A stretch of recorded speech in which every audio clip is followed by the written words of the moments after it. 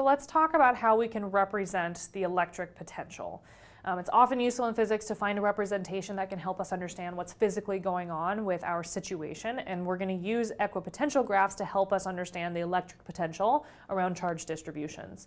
Let's talk about equipotential graphs using an example. So here's an example of an equipotential graph, and this is actually an equipotential graph of a single point charge. So if we remind ourselves, the electric potential for a single point charge is kq over r.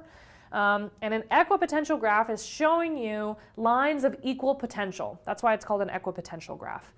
Looking at my equation for the electric potential of a point charge, I know that at a given radius, at a given r value, a given distance away from a point charge, the electric potential will be the same all along that radius.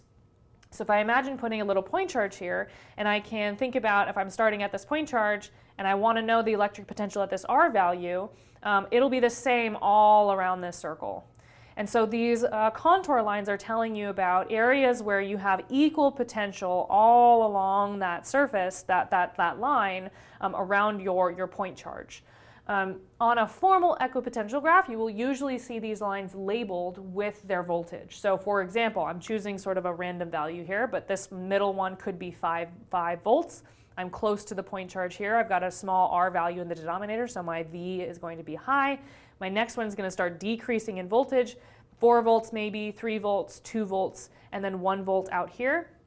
A common feature that's important to help us interpret equipotential graphs is that your potential difference between two lines of constant potential should be equal. So I've got 1 volt difference between these two lines, 1 volt difference between these two, 1 volt between these two, and 1 volt between these two. This will help us interpret what's going on physically in this situation.